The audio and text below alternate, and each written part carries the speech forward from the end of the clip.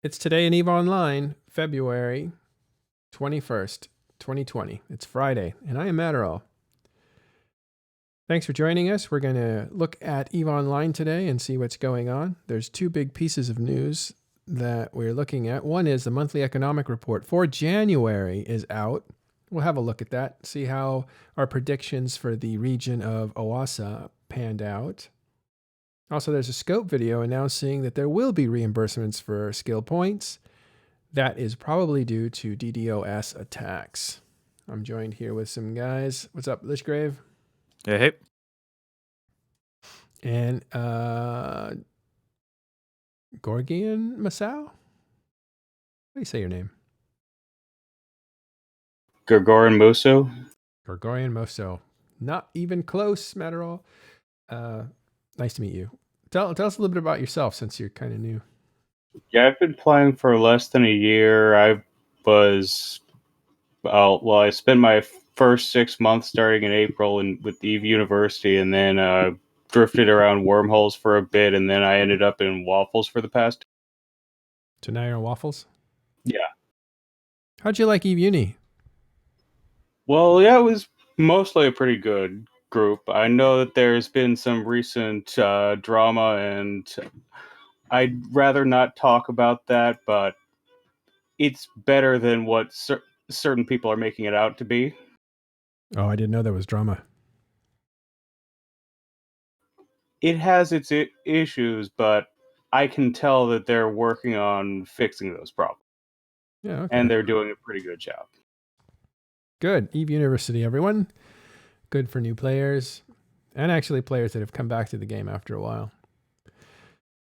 All right, let's do the easy stuff first, because MER is going to take some time to digest, but let's pop open this. Welcome to EVE Pulse, Capsuleers, your regular catch-up for everything that's been happening. Oh, the amount of pop-ups that YouTube does, or whatever this is. Okay. Let's actually watch this together. I haven't seen it yet. I think you'll be able to hear it, and we'll mute up. EVE Pulse, Capsuleers. Welcome to EVE Pulse, Capsuleers, your regular catch-up for everything that's been happening in New Eden. We've got quite a lot for you today, but we're going to start off with CCP Dopamine and an update on the recent DDoS attacks. Hardy Capsuleers, thank you for your support and understanding throughout recent DDoS attacks. The fortitude you showed in the face of adversity has been greatly appreciated. We know that during this period not everybody was able to enjoy EVE Online, and for that reason we will be compensating all players with skill points. Alpha pilots will be able to receive 100,000 skill points, when their Omega counterparts will be getting a total of 350,000 skill points.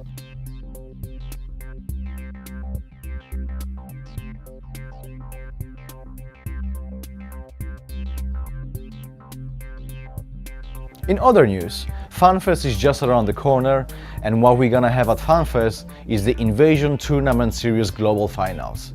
If you remember last year, we had a series of 8 tournaments from where the winners will be flown to Iceland to compete for a title of a world champion. We're going to be making some small, exciting adjustments to the tournament format as well as the rule set, and we cannot wait to share more information with you very shortly. Also, 10 CSM members will be flying to Iceland at the beginning of March to attend the second CSM 14 summit. As always, we're gonna lock ourselves down in a steamy room for a week and talk about anything EVE related. If there are any topics you would like to bring up, make sure to reach out to any of the CSM members currently at the council. That's it for me. Dopamine's out. See you next time. As some of you may have noticed, EVE Online now contains an in-game notification system for things such as goods delivery. This change benefits new players greatly, as knowing where to view their items is a known pain point for many new Capsuleers. The addressing of bugs and edge cases related to this update is an ongoing effort. Based on community feedback, the sorting and pushing of new items in the inventory is being reverted. And now here's CCP Duckling to talk about some space art. Hey Capsuleers! New Eden is a place of stunning beauty. EVE Online spaceships have long inspired our players to produce incredible artwork. One such player, Lloyd George, has been creating gorgeous watercolor paintings of various EVE ships, We're delighted to tell you that Lloyd will now be offering his art for sale through his site, and he will also be attending FanFest this year, where more of his amazing paintings will be available. Keep being inspired and keep sharing your Eve art. See you in space. Last December, the endeavour towards a healthier mineral distribution in New Eden began. Over a period of time, changes will be implemented in order to achieve the goal of a dynamic mineral distribution system that will self-regulate. Moon mining is a time-sensitive activity that relies on multiple time windows, so by giving you a heads up and allowing for some time, you can adjust your plans accordingly. During the next release, a significant change in how minerals are distributed on moons is planned. You should expect the following changes. Complete removal of all basic ore types from all moons. Adjustments on ore volume extracted per day, per moon. Adjustments on moon ore type yields of basic minerals. There's an exciting new feature coming to EVE Online in late March, the Frigate Escape Bay. Part of the Fight or Flight quadrant, the Frigate Escape Bay is a special bay capable of holding a single, fitted frigate that will be added to all battleships. Should the battleship be destroyed, instead of being ejected in your capsule and left helpless, you will launch immediately back into combat aboard your frigate. The Frigate Escape Bay will be available for testing on Singularity soon. Thank you for joining us, Capsuleers. That's all for now. Remember to click subscribe to stay notified when a new video is posted. See you next time. Nee. Fright. Right. There's no fright in here.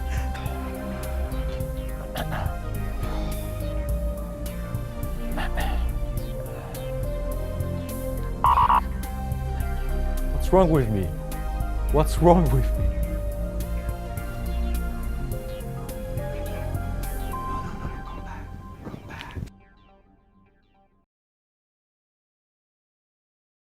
All right. So that's the end of the video there. Pretty interesting. We got a first look at what the bay looks like. That's, I think, the first time we've seen it. And he looks like it was switching out two different ships, so it looks like more than one can fit in there. It's going to be interesting. We'll find out Monday. He said soon, but the feature actually lands on Test Center Monday, so we'll look at that. Okay.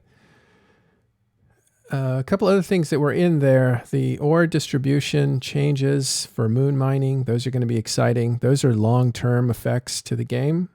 You might want to plan accordingly. He mentioned 3 aspects of it. I don't think that's new information. Nonetheless, it's we're going to have some kind of examination, maybe a special show just on moon mineral changes to try to get our head around how they're changing and what to look for and how to prepare for that. What was something else in there? The red dot, they're modifying it, as we know, because it ran into a little bit of resistance from veteran players that were annoyed by it. It's made for new players, but veteran players, it's getting in their way. So they want the option to turn it off. Instead, CCP is just making some adjustments, and we'll see if they actually give us a chance to turn it off.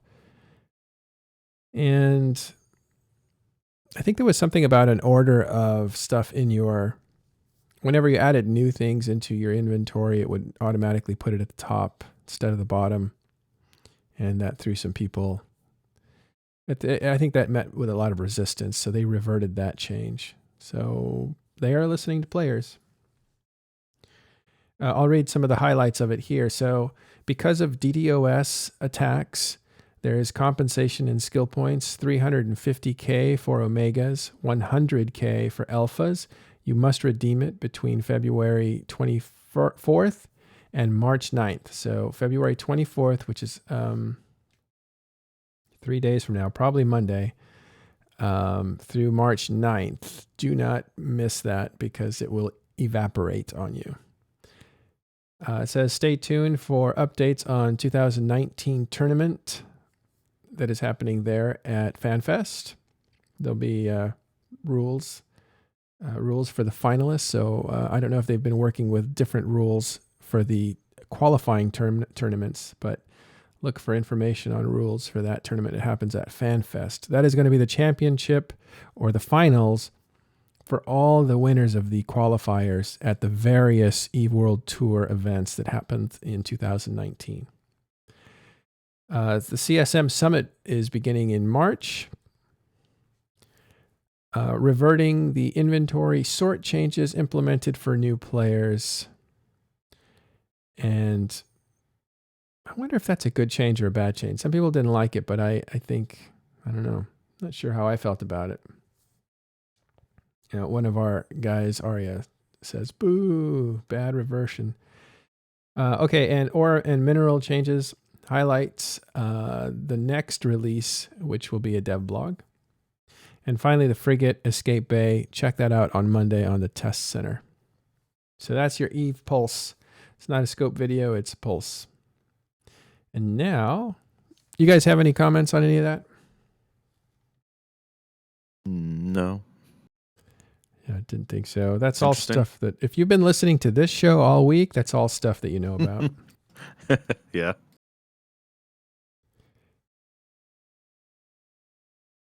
All right, let's go look at the MER. Lichgrave, what is the MER? Monthly Economic Report is a system of charts that is supported by CCP Larrikin that basically just talk about general statistics within the game, you know, from like import-export region, you know, regions import-export by billions of ISK, and, you know, some activities like ISK destroyed, and anything that involves ISK or material, the MER has it. So, you know. Yeah. There's a whole bunch of different ones, from like what comes in and out of a region, to what's destroyed in a region, to what's pulled out of a region in the form of minerals, you know. And then it even breaks it down even further. So what here, you know, types of modules, types of ships, types of all these things, but not region-based, of course. This is just across the board when it comes to those charts. Yeah.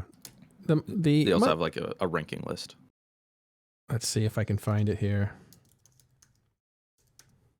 A long time ago, I'll give you some background on EVE Online. A long time ago, there used to be, let's see if I can find the whole list. There should be a whole list of economic reports. Maybe someone can furnish me with that, but there is a list where they're archived, and they go back many years. A long time ago in EVE Online, one of their really cool selling points to this, besides it being a vampiric PvP world that was ruthless, and people participating through the meta in espionage and undermining their enemies, and other things like that were really interesting. There was also this aspect to EVE Online that was very interesting economically. Like, it was a players made market, not unlike Second Life, where everything in Second Life is made by players. Well, EVE Online kind of boasted that, although there were some things that were made by the game makers, not the players. They have slowly evolved to put more things in the hands of players. So, for instance, all the elements that are created by planetary interaction used to be sold by NPC vendors at, by the way, at dirt prices compared to what it is now. But there were things in the game, many things, not just those, that were NPC that have been taken out of the NPC hands and given to players to build. So, but nevertheless, one of the selling points of EVE Online was this economy that was living, and it was created by players, and it was a big deal. And they had an economist that was managing their economy. So this virtual economy was being managed like a real economy. And that was a big, big deal. Part of that was that you would get these economic reports that would tell you just how the game economy is progressing. So the point of view of a monthly economic report is that it's an assessment from the outside of the game to economic indicators inside the world economy. It's not given any personality like a scope video It's not a news agency in the game reporting it or anything like that. But it's not necessarily CCP's business official presentation to to the world. So it's somewhere in between real life and in-game economic report. And that's what the monthly economic report does.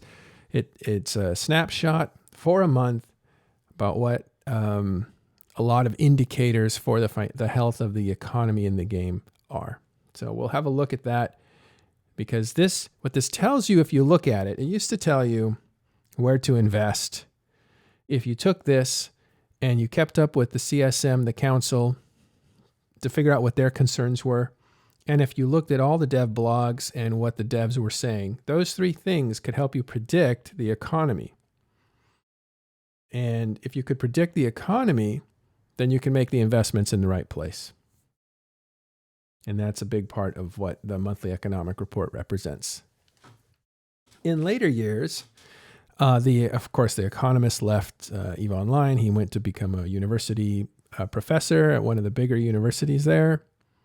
And they have put other statisticians in, but it doesn't have the same cachet that it used to have. So now the monthly economic report is used to kind of see how other empires are doing. So it's used as kind of a tool to figure out where your opponents are, and to figure out the overall health of the game itself. If we see a downturn in velocity, for instance, that's an alarming sign that people aren't buying and selling things, which means that there's less activity. Is that due to less people playing? And so you start going down these rabbit holes of, is the game healthy based on some of the economic reporting? Another aspect that people look at is, again, how is my enemy doing? If for instance, the monthly economic report was the indicator that Sort Dragon and at the time Guardians of the Galaxy were ratting like crazy, and it was keeping up with what Delve was doing. And what did Delve do? What did the Imperium do? They slowly invaded the North, and that led to the 2018 giant wars of the Titans. So that was basically something they sanctioned because their opponent was making money. And we're seeing the same thing now with drone regions, with the Chinese group Fraternity ratting like crazy. We're seeing the same kind of concern, I think, on the Imperium side, possibly. Don't know if they're actually concerned, but I think that this is probably going to be the same thing. You're going to see Imperium attack that sector of gameplay because they don't want anyone competing with the amount of money that they're making. Okay, so that's the MER. We're going to look at it today and see what we can find out in it, see what signs there are. If you guys have any comments or questions, welcome those in the chat there. And you're always welcome to come on live, ask your question in our public voice chat. That is on TIS Discord. Hey, Lichgrave, we haven't had much chance to look at it. This thing just came out a few minutes ago. But right away, I want to visit the NPC ratting. Okay. Let's do that. And here it is. Okay. Oh, and Oasa takes the title from Delve. Wild. Okay, this is January. This is not February.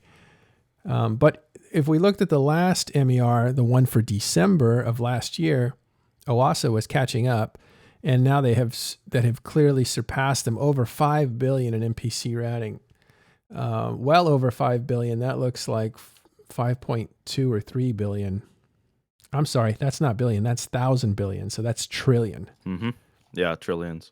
Yeah, so around I would say that's 5.25 trillion in NPC ratting for one region. That is the region that Fraternity is in.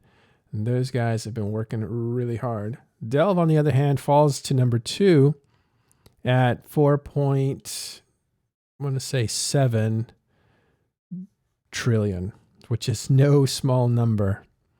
But there's a lot of people. The guys have done a good job. They've pushed over a trillion ISK in the last month. Mm-hmm. So Oasa really just kind of like took the crown here. That's kind of nuts.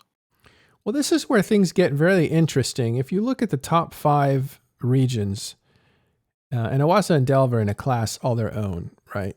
But if you start looking at the next 3, Branch, Cobalt Edge, Paragon Falls, these are all, I don't know, Triple V, MSN. These are Chinese groups that are really competing heavily in the ratting market. And on the other hand, you have Delve and Fountain for the Imperium. So it's interesting. There are really 2 polar centers of NPC ratting activity, wealth building by killing NPCs. And they are in the west and the east. But I think the east has momentum right now. And that's really interesting to see. I don't know if you guys can see those numbers. And remember, this is January, so February is also going to tell us a picture. Maybe Delve takes a title back, or who knows. It's really interesting to see the dip from December, where you had Delve and Owasso basically at the top, and everybody else, and then you had Outer Passage, Branch, Cobalt, kind of like in this tier 2 almost. Yeah, let me set that up for you. Where are you looking? What chart? Yeah, that's December's NPC bounty region. If you need December's MER, let me know. Yeah, give me a link to that. Well, I don't want to confuse people. We'll look at this week only. All right, but here's where Delve differentiates itself. We'll move on to something else. I just wanted to quickly point out that kind of tier 2 space has definitely like dipped off a bit, as like all the lower areas are starting to even out a lot with like that tier 2 space, and that tier 2 space is starting to get a little bit bigger. So there's economic development, that just kind of shows that. Okay, cool. We're moving on to mining now. So ratting is one way of getting income, right? It shows you how the players are making income. Another way is mining value. Now, mining doesn't make income. You don't get any money for mining, but what you do get is resources, and then those resources are used to build things that save you money. Since you don't have to go and buy them, you can build them yourself. Also, you can sell the raw ingredients, the minerals, or you can sell the ore, or you can sell the minerals that comes from the ore. You can sell all that stuff, so you can generate money, but it's a secondary effect, and you will get taxed on it and that sort of thing. So it's not just like getting paid by the game. You get something that's valuable that you have to trade. But mining is by far the providence of Delve, which would be the Imperium, and they're at 4 trillion. I don't know what this is measured in, but I imagine ISK value. So that's over 4 trillion in 1 month in ISK. Yeah, I believe this is estimated value. Yeah. And the next closest competitor is about half that, and that is Owasso. So whereas Owasso is doing well in NPC ratting and getting money directly, Delve is doing very well in mining. And that's why I thought the mining changes were a big deal, because they're going to nerf those mining mineral amounts. And I thought that was going to affect Delve in a big way. But there's been some complication to that. I think you can still mine in anomalies for some of those rare minerals, and you need to be in a 0.8 system or less, or a negative 0.08 system or less as far as security rating, in order to have anomalies that would spout out the kind of asteroids you needed to get what's being bottlenecked. And those only appear, again, in those type of systems. Those type of systems don't exist in the drone regions. Therefore, rare ores will be available to everyone except Owasso and the drone regions. And that's a concern for players in drone regions. On the other hand, drone regions didn't get nerfed because ratting didn't get nerfed. So it's going to be interesting to see. All right, let me read some comments here, see what you guys have. The numbers of players living in corresponding regions That is, it is hard to do, but we can try to do it. So we're just going to, right now, we're just taking two things. We're talking about NPC ratting and how Oasa is doing great. That's Fraternity. And how mining is doing great for the Imperium, and that is in Delve. And what we'll do is check out what those populations look like the best we can.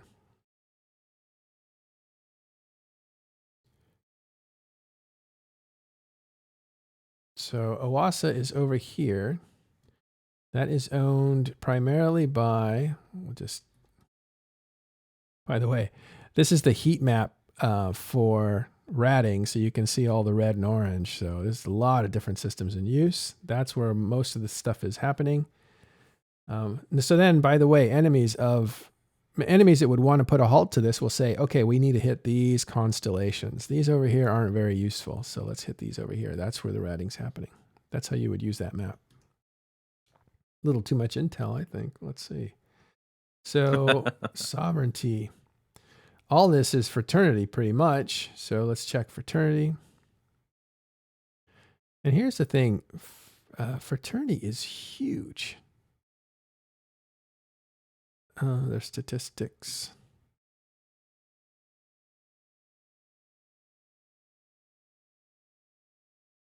No, it doesn't have population. Let's go into... You need to click on fraternity themselves in the Alliance Corp thing. Right. And that will show you the Alliance bits. That's what I was missing. I didn't click that last step. Okay, so that is a lot of players. That is 10,363 accounts in fraternity. Now, that's fraternity. That's not even Winter Coalition. Divide that by 2 or 3, and you could start to probably 3. Well, we'll stay with... You're right, because people have multiple accounts and all that, but we'll stay with straight numbers for now so we can compare apples with apples. But that's 10,000. Yeah. So now let's go and travel over to Delve. Delve is mostly owned by Condi, which is Goon Swarm, but it has close associates like Bastion and TNT. These are all part of an Imperium coalition. But we will take just one group because these other groups are a lot smaller, and go into wormholes. Sorry, go into Goon Swarm. And Goon Swarm has 31,000 accounts. I think that's maybe as big as they have ever been. I'm pretty sure 31,000. So Imperium is 3 times, Goon Swarm alone is 3 times the size of Fraternity.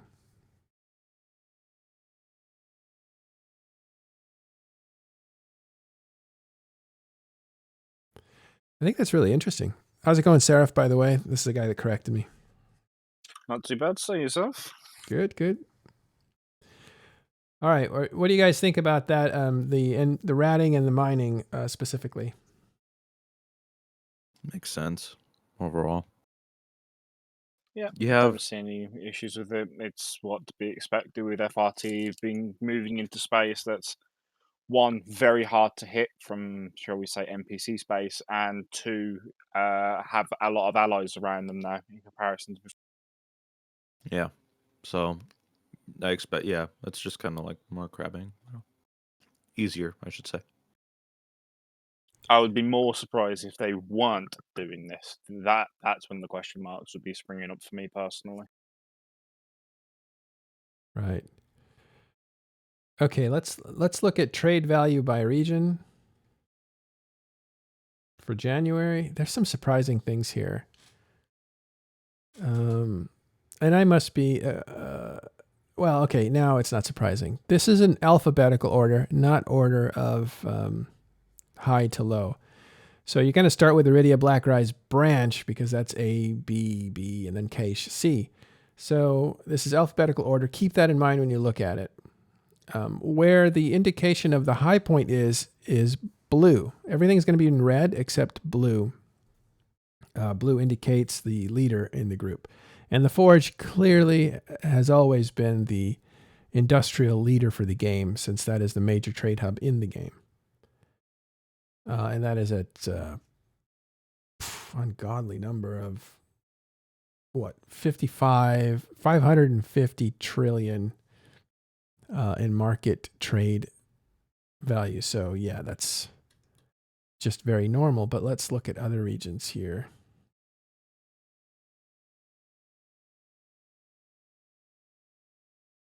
Back to total production. See if we can find anything surprising. Like, I always want to look at where the empires are and see what they're doing. Most of these systems are going to be empire space. That's controlled by the game, not by players. But over here in light purple, which is the graduated color between red and blue, is purple. And you have Delve with 17 trillion. That is a huge number. Yeah, that's 17 trillion. Compare 17 trillion to, I don't know, any of these other places, and it really is the equivalent to about 15 regions. It's a gargantuan number. So this is production value by region for January. I'm looking to see if anything else comes close to the Imperium's production. Again, they're building, it's going to be astounding to see what they're building that has generated so much income activity. I think a lot of minerals are going into a lot of big ships, probably. When you mine that much, and they mined a whole lot, you need to put those minerals in a place. If you don't put them somewhere, either you store them and have them in stockpiles, or you put them into things that require a lot of minerals. If you don't do that and you try to sell those minerals on the market, you will depress your own market, drive the price down, and drive the incentive down to go and get those minerals. So what you do instead is you put them into a giant ship like a dreadnought. And then if the time is right, you can self-destruct the dreadnought for insurance money. So you take minerals, you convert it to something that you can blow up and collect insurance on. And the money that you collect from blowing up the dreadnought is actually more than what you would have paid for in the minerals. So you're making money that way. And at the same time, you're not depressing your economy by flooding it with minerals. It's a really interesting balancing mechanism. Citadel looks like it's bumped up in production compared to the Forge of last month by about 900 bill. Don't know. Maybe somebody moved in. That tells me that, so Citadel is next door to the Forge. The Forge is always the biggest. Citadel here at 9 trillion. Again, remember, Delve has 17 trillion. Citadel has 9 trillion. So it's about half the size of Delve's economy. And Citadel is a massive economy because it's the region right next to the Forge, which is the major trade hub region. But that tells me, Lichgrave, probably that some of the operations that were in the Forge might have moved over to the Citadel. There's also some low sec that they share, that the low sec kind of combines right before it goes into null sec. And so when you have factories on the shores of the northern null sec, that's usually where they are, in that low sec. So I would not be surprised if a lot of people are producing right there in the shoreline to northern nullsec, because this could just be groups of players who just moved into the Citadel region, either from the Forge or some new groups starting up. Right. Well, and so Thrill Guy, or Thrill, I'll just call him Thrill, brings up a good point. Wonder if Delve will take back ratting title with Ranger Regiment joining the Imperium. The Ranger Regiment is coming down from the north. They're just getting over a war. They are Chinese as well. And so it would be interesting to see what they do as part of the Imperium, if they are as dedicated to ratting as Fraternity has been. I'm talking about Chinese players here. And if so, will that make them will they contest for the title there? And that remains to be seen. I think, if I'm not mistaken, Ranger Regiment lost some members to Fraternity, but those were mostly the PvPers. This is what I've heard. I'm not sure. And a lot of the PvEers, the guys that do like to do the ratting, they really just want stability and a place to do it. So they were headed to the Imperium. And so you may see them go to work and show up on the economic report.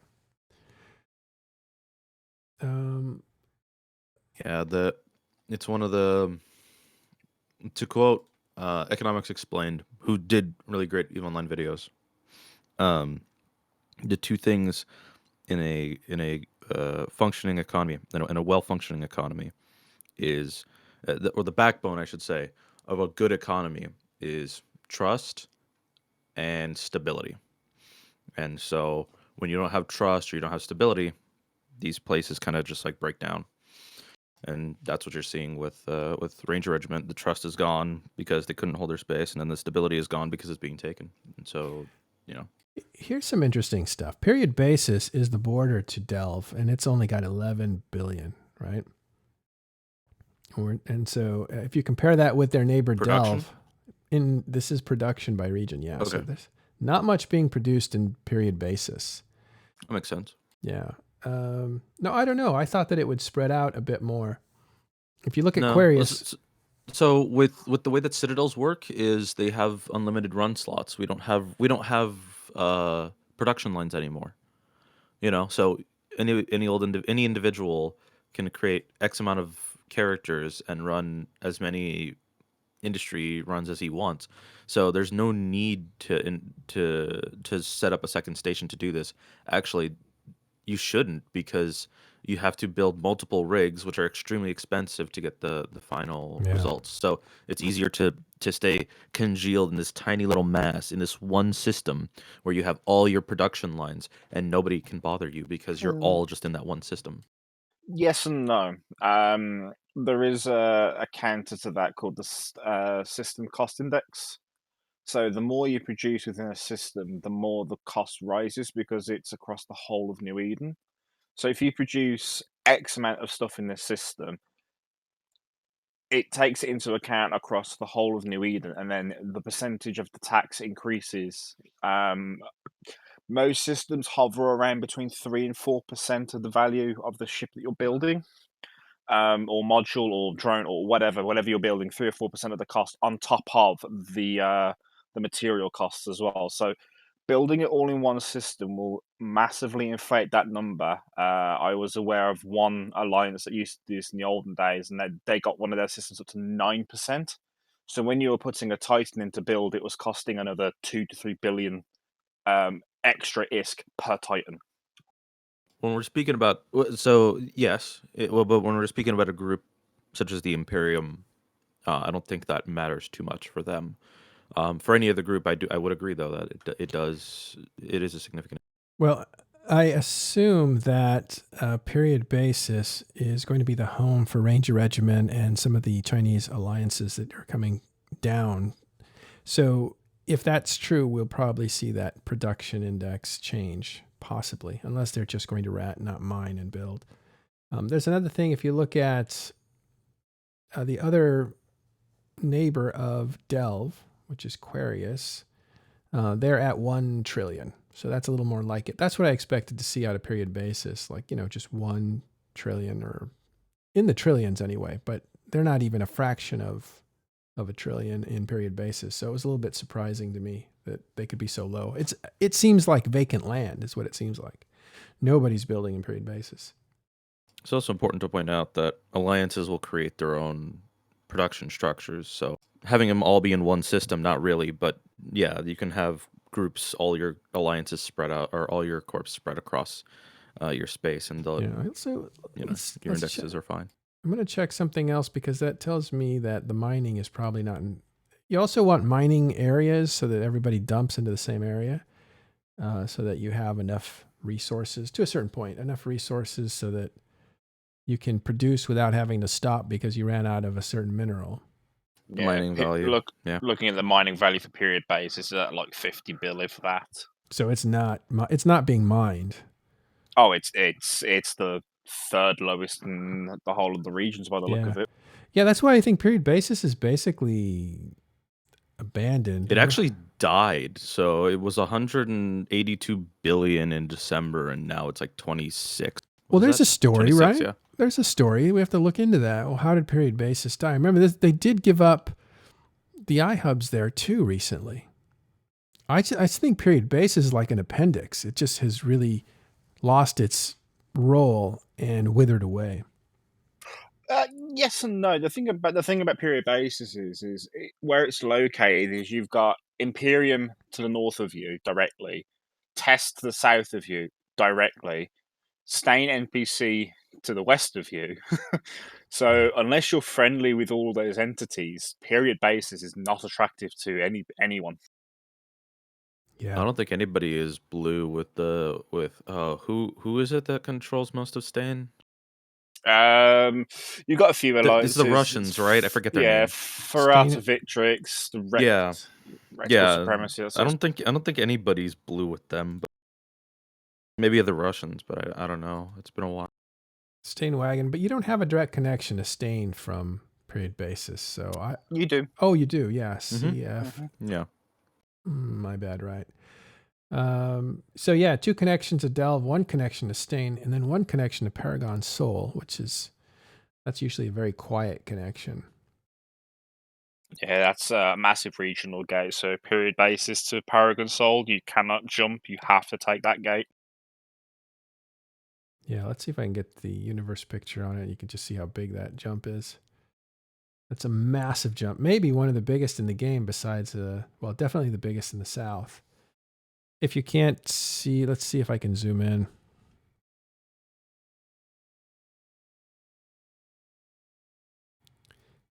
Yeah.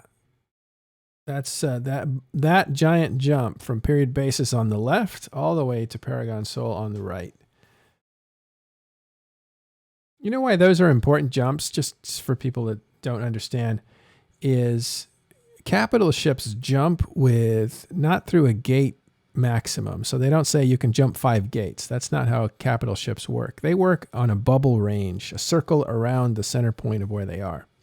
So they can jump 5 light years in any direction, regardless of how many gates are between them and that point that they're jumping to. So it's a radius, I guess, and that's 5 light years. It can't transcend these long jumps. So what you want to do always is own the system on either side of that long jump, and that puts you in range. If you jump into period basis into that one system, now you can jump, with a 5 light year radius in that system. And if you jump to Paragon Soul from period basis, now you can jump within period basis. But you can't possibly jump from period basis to Paragon Soul with a capital drive. You must use that gate in order to get into that region. The same thing happens up here to Deckline. How did that happen? Deckline, and this is what we were talking about in the last few shows, is Deckline is easier to defend because it is so wide that not only do you have to jump into Deckline to be able to dominate it, but you have to own the middle of Deckline in order to dominate it. You have to dominate the bottom, the middle, or the top. You can't dominate it all at once. Whereas you look at an alternative place like Pureblind, you can dominate it all from many systems in the middle. So strategically, when people are looking to build empires and if FCs are looking for staging areas and that sort of stuff, these are the kinds of considerations they're looking at. What system gives me the best position to use my capital ships to dominate and influence an area? Okay, back to economics. Yeah.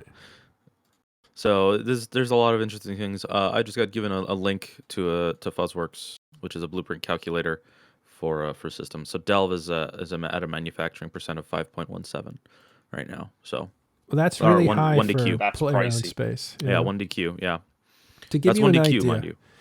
1DQ, right, which is their capital system, which is most of where the economy starts for Delve. So to give you an idea, players in the most expensive system is JITA. JITA is, of course, where the major trade hub is, and that one is like a 10 to 12% tax JITA is 11.97, so 12, yeah. Yeah, it goes up and down for building anything. So anything you build, you automatically are paying 12% tax on it. And that's a big, big indicator, influencer for a price. So all player owned areas start at 0, and they might get a fraction of a percentage if they have a few people working there. To give you an idea, most systems, even around JITA, can drop down to 4% or less. If you go to further away from JITA, and that's only like 4 or 5 jumps out of JITA, it goes down dramatically, right? Yeah, if you go to a place like Ashab, Marasi, which is 1 jump out of JITA, is 3.48. Yeah, so anyway, like below 4% tax, getting 1 or 2 jumps out of JITA, and that's kind of how fast it drops off. And then if you get further away, you start getting into the 1%, 2% range. And, if you find like a little Empire Space Pocket or whatever. And then many, many, many systems are less than 1%. So just Delve having a 5% tax because so many people are producing there gives you an idea of how many people are producing there. And that is a lot. Just to give you an idea in comparison, Test's main staging area is currently sitting at 3.56. So, And that's their main staging area? correct. Wild. Yeah. So that's pretty high. I mean, that's not surprising considering that their production is, it really competes with Delve. It's in a player class all its own. Here's the actual production by region. You can see it's 17 trillion for Delve, whereas the highest production happens in the Forge, and that is 28 trillion. So they're really like more than 50% the way to catch JITA, which is extraordinary. I don't think that's a lot of players building things. I think that's enough players building a lot of things, and maybe big things, big valuable things. Oh yeah, I a lot used of T2. I used to do a lot of capital building myself, and it's not hard for 1 to 2 people to be pumping out 20, 30, 40 plus caps a week if they're on a roll. Like, not across that many accounts either. You'd be surprised how many accounts you need to do that.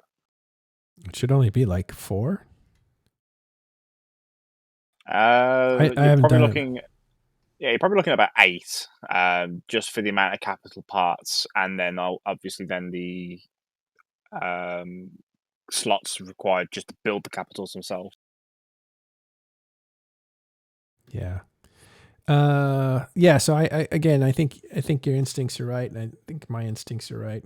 Why wouldn't we think our instincts are right? That it's actually not 1,000 people building something, but it might be 200 people building 2,000 people's worth of items. Because when you like to build, the thing about EVE Online is not a craft system; it's an industrial system. So if I wanted to build myself a ship, and I wanted to build myself modules, that might take like 4 hours of my time to plan it out and to get the ingredients and to put it together. And if I wanted to build 200 of those things, it would take me 4 hours and 10 minutes. It scales incredibly well. And that's why if you're going to make one, you might as well make 100. You're just limited by resources and a little extra time. The cooking time is a little longer, but really a lot of industrial is to put it in the oven and walk away, and then when it's done, it'll be there when you get back. So there's really no advantage to actively building anything. And this is where, just to go on a slight tangent, this is where like a little bit of the capital proliferation sort of boils down to was in ye olde days of POS warfare, you were limited with the amount of slots you could run by the amount of POSs you owned.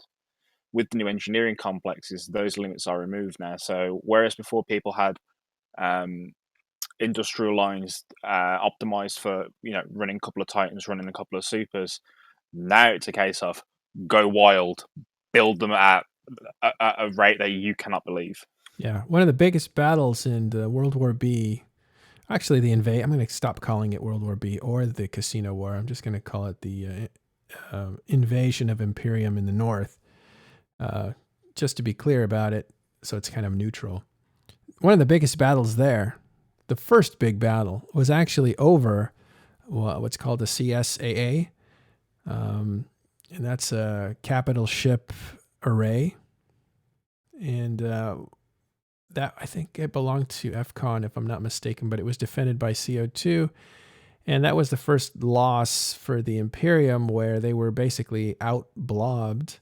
More people came to fight against them than for them, and that was a real signal to the rest of the game that Imperium could be outnumbered, which was something that the Imperium had always been able to do to just about everyone they went up against. They could outnumber them. So when that flipped on its head over that CSA, that was a big indicator that the momentum was there for an invasion that could actually uproot them from the north. And that was all over a fight over CSA, which had 2 Titans in development. People call them baby Titans, and unfortunately people use language like abortion when they destroy those, and that's all disgusting. So I look down on that kind of stuff. But basically you had 2 Titans that were being built, and they were destroyed before they could be completed. And that was what that fight was about. The reason I tell you the terms is because in case you hear them, that's what they're talking about. Destruction of ships that are in build. Yeah, this economic report is actually really interesting overall. Are you seeing anything else in it? We're just looking at this. Came out minutes ago, so it's Yeah, I saw. I'm already looking at. So, Domain has increased their exports by a lot. I think there's like 8 trillion ISK that they've started to import again, more than last month. So, seems like the Amar trade hub is starting to kick up again. Feels good.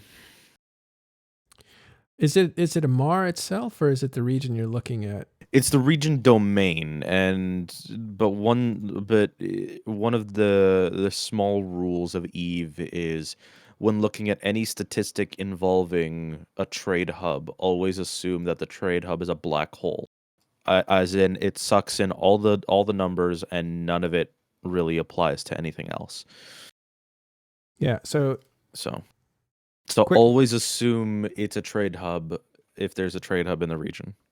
Quick correction, Titella says pretty sure it was a CSSAA, and that would be a super capital ship assembly array.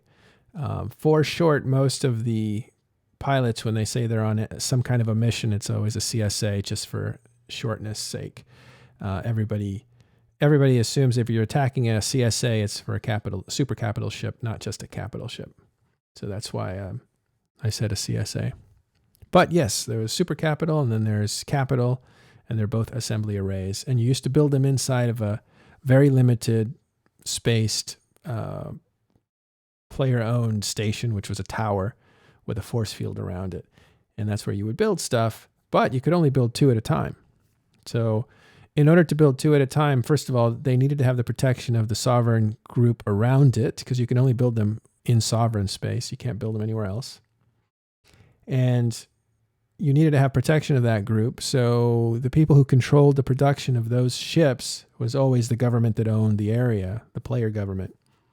And with the changes to citadels and structures and engineering complexes, that is pretty much completely changed.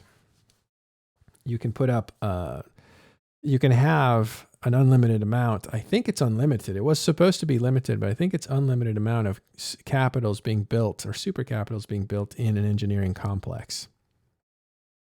Somebody correct me if I'm wrong about that. There is no bottleneck anymore. And because they're so pervasive, you have some security by obscurity. Someone can look at a structure and not know that a capital or super capital ship is being built there. And since there's 10 or 20 of those in any given area, it's anyone's guess. You know, the secret would have to go out that something's being built there that's worth attacking. Now, that wasn't the way it was supposed to be designed. They were supposed to show in like a shipyard fashion the Titan being built outside, and you could only build like 7 or 8. That was the idea. And I don't think they finished it that way.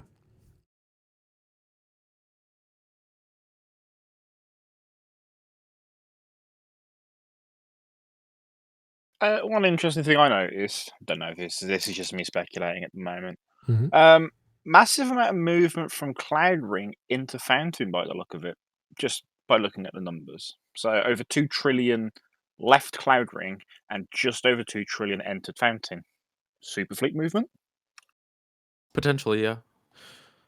You know, this is one of those things where like you can see like Delve lost six trillion or so, and Domain gained 6 trillion, but also the Forge lost 6 somewhat trillion. So, or the Forge is gaining, is losing more again. So it's losing 10 trillion. So, you know, there's these movements that you can predict, and it's really weird.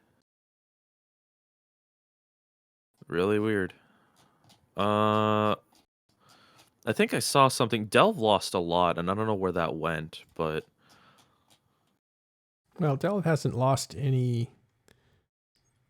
They so haven't lost wars or been attacked in a big way. So if they're losing things, it might be people moving. I'm talking about import export. So Mm. you know that could just any. I believe that's estimated value leaving the region. So that could be in the form of capitals. Yeah. So Right. When capital ships move, it's recorded as income leaving the region. It's erroneous because those ships belong to the players that live in that region. So it's not the region losing any money. It's just anything with estimated value Yeah. is added in. I'm pretty sure. I don't give that much credence because a moving fleet, which cost a lot, right? Those massive fleets cost a lot, can sway those numbers, and that's not accurate. Oh yeah, and then that's what I'm saying is that the way the numbers line up, it's like there's a super fleet moving around that particular area. Just a bit more. Yeah, well, I mean, we will probably hear through people that something is moving that's significant. So we haven't. I doubt you will ever look at a economic report and see something worth that's actionable in a military way. This is more. I wonder what the longer imports trends. to Venal look like. Ask Imports to Venal. Yeah, we This- can check that right now. Tenal's got 600 billion. Venal, I actually can't see.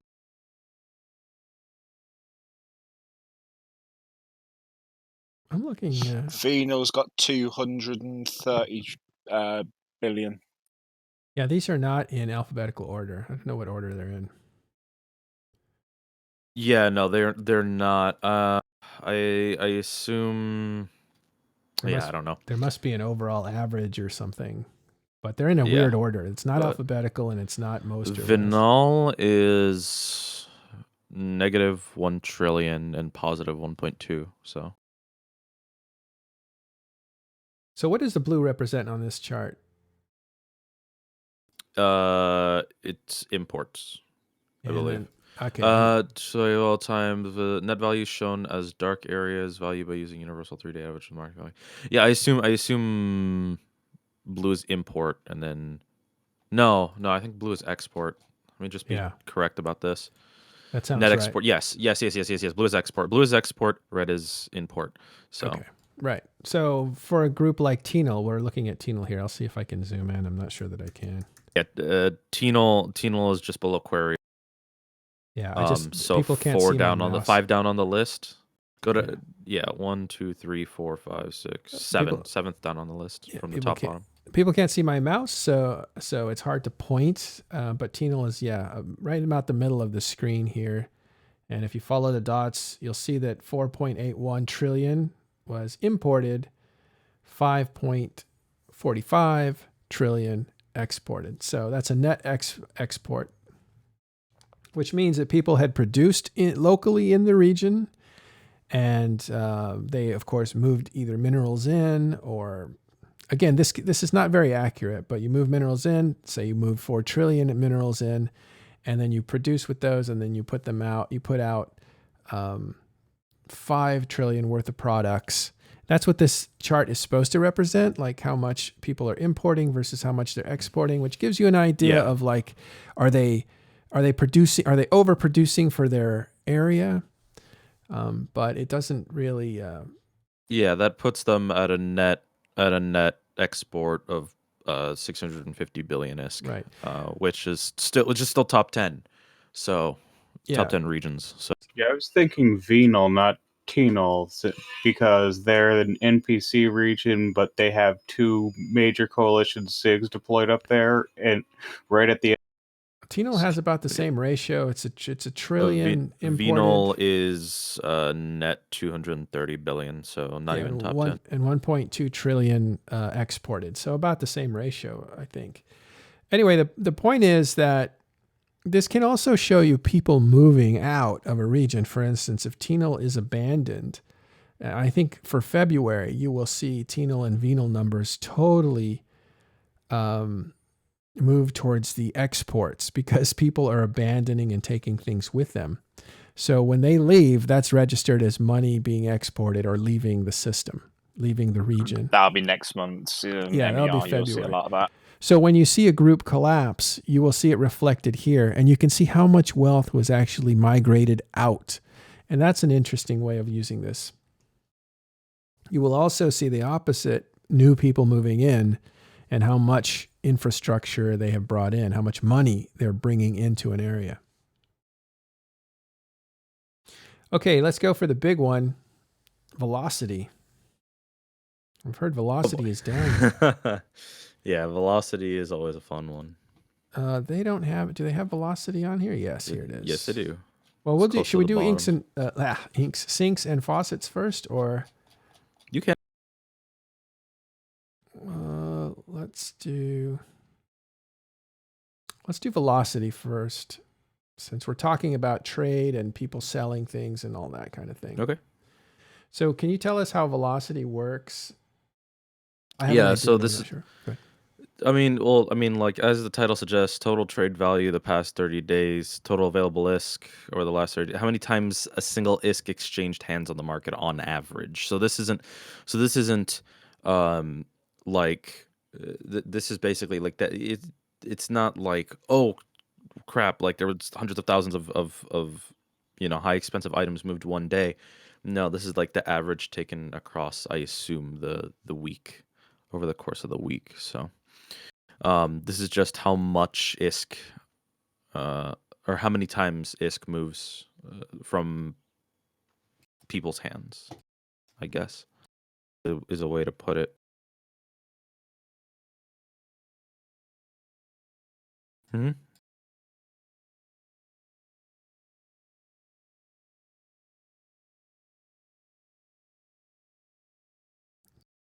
I got to unmute myself.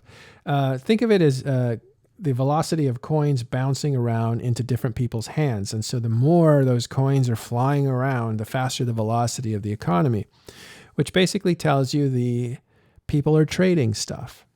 If that slows down, it's the direct correlation is that less people are selling things and more people are sitting on things. So they either bought things and they're not buying any more, or they bought things and they're not selling them to somebody else. So that middleman market isn't happening. And or they're waiting for the economy to improve or for decisions to be made by the developers of the game that would influence their buying decisions. So a lot of times velocity will slow down when people are confused about what direction to go in the game. And this goes back to that stability thing that I was talking about earlier. Right. So for those reasons, velocity is associated with confidence in the development of the game. And sometimes the health of the game, like, is it going in the right place? Yes. And that's a stretch. That's just kind of like what I think people who it's a good indicator for health, yes. For health of an economy and health of the game. Yeah, some people don't care about this and they'll just play anyway. Right. But those that are kind of watching long-term trends. Yeah, and internally you can see things like they have expansions, so that you have Lifeblood into the Abyss, Onslaught, Invasions.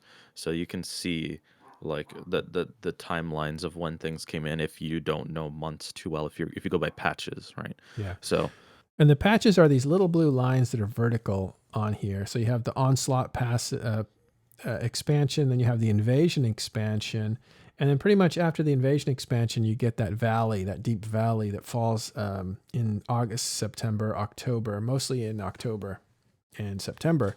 This is also blackout. That's probably the effects of blackout, because not only did people stop mining, but people were in such confusion over blackout that they didn't really move money around. This dip is 100% blackout. Mhm. Because it started August. Was it August or was it mid-July? It was actually August, I think basically Okay. the beginning of August. Beginning of August, yeah. So this is 100% blackout, Mhm. and you can just see its effect. But as I've noted multiple times, we were back to pre-blackout levels, and we're not exactly there yet. There was a dip over the course of the mid-December into January here, but it's still on an uphill trend, and so we'll get there again. When they lifted blackout, that would have been September. Right at the bottom of this valley is when they lifted it, mid-September. So at that point, you can start to see the velocity of income start to increase, and then it dramatically increases in November, all the way up through December into January. Sorry, One of the things not into January, but into the middle of December. So basically up until Christmas, there was a strong return of the velocity of income. But since Christmas, pretty much since Christmas or mid-December, it has, I wouldn't say Christmas, I would say mid-December, like right before the holidays of Christmas, which all start a few days before Christmas.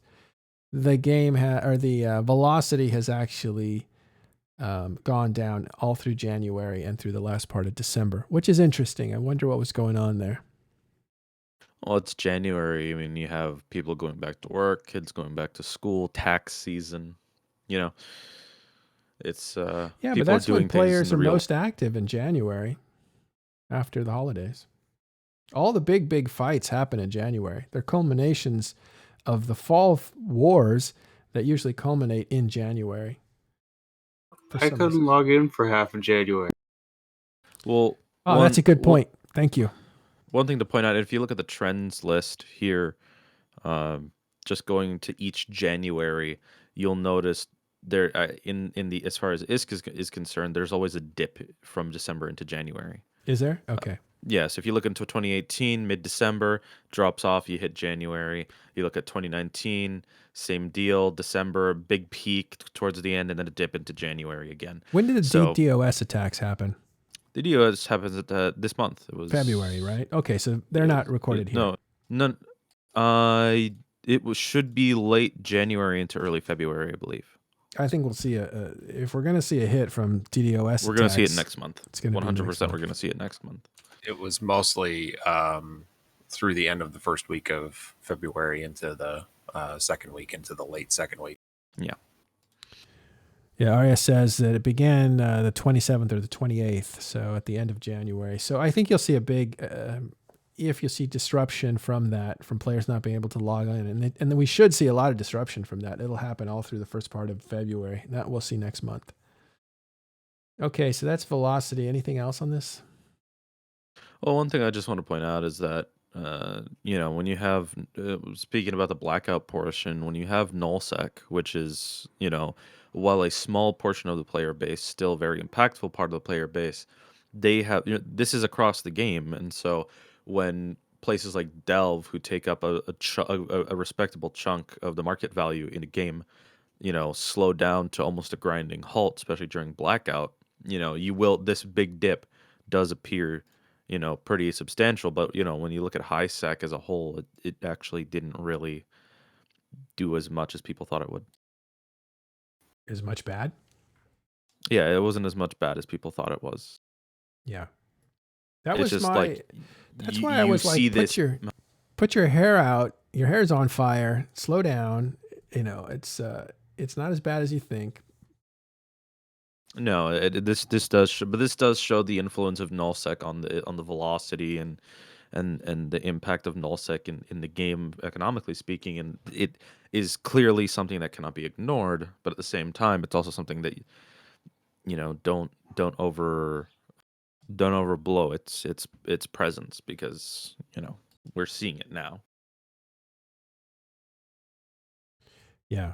And actually, I think that some more information has come out later. If you look at CCP's financials in the bigger picture, with the Pearl Abyss investor call that happened a few days ago, you can see that CCP as a whole didn't take a huge hit or made up for it with Koreans entering the game in some way.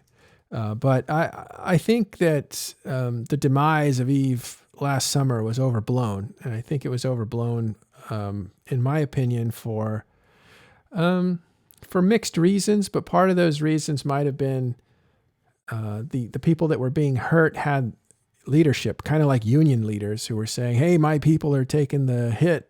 You know, you're trying to improve the factory, but my people are taking the hit. And so they went on strike and protested and all that kind of stuff.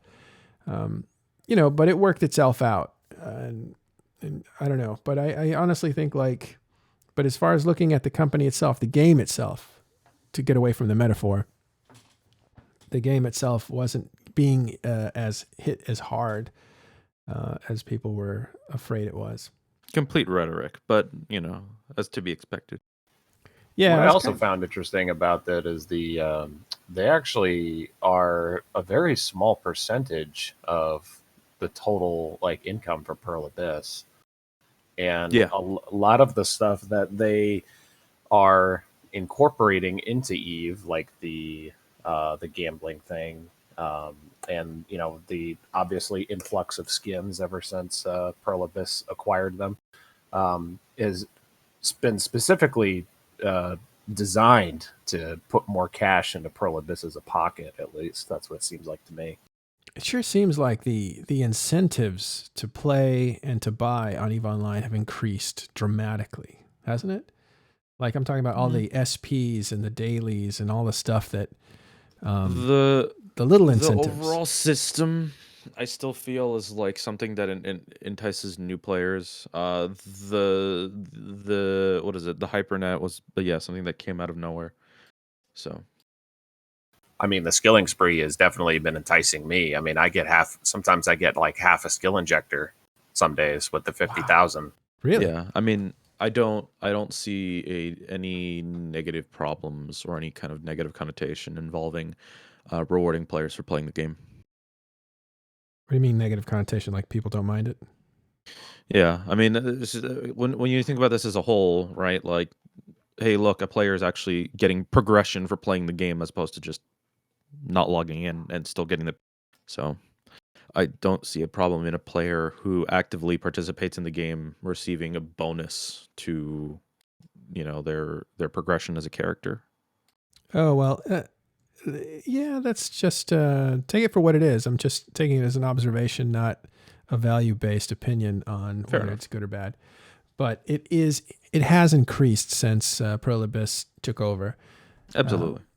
It hasn't been. Yeah. Hey, Ash, how's it going? Hey, Man, the MER came out. We're just checking it out. I saw. Yeah, I was looking at it a little bit. But yeah, about the Pearl Abyss thing though, Yeah. I think that you might be right in the fact that, obviously having their benefactors and probably more importantly, their money has changed CCP's behavior a little bit. Although all of these things that you're talking about were all trends that we were already kind of in the direction of, right? We're already getting increasingly complex skins. We're already getting increasing complex relationship with our skill points, etc. I do think that they probably brought their flash and pizzazz that they understood. But you also see a lot of other changeover in the staff that make those kinds of decisions, new community management teams and stuff like that. So I don't know. It's hard to suss out what causes what in that case. There's also an important point to be made that you have, when CCP was acquired by Pearl Abyss, the metaphorical boot was taken off of the neck. Yeah. Right. And so changes that may have been on the back burner for ages were finally able to be pushed through because they don't have to be as monetarily incentivized anymore. And I think that's something that's actually really important and is one of the counterpoints to a lot of the points that people make, especially about the Hypernet and all this, is that CCP does no longer has the big boot on their neck suffocating them of having to produce money for shareholders. They are now owned by a company who understands the long-term game of MMOs, and so that's kind of released off a bit, and they're able to focus more I think there's on aspects of the game. a clear contrast, if you think about it, Ash, the clear contrast between the styles of making money from Iceland and Korea, let's say. Because in order to make the company look good for sale, they created a ton of Plex sales. Remember that summer of Plex sales? And it really drove the Plex prices way, way down because there was just so many people buying Plex and selling it in the game that Plex dropped to like a 2.7 or something because it was one sale after another, after another, after another, with a couple little incentives here and there. And then since I think you meant 1.7.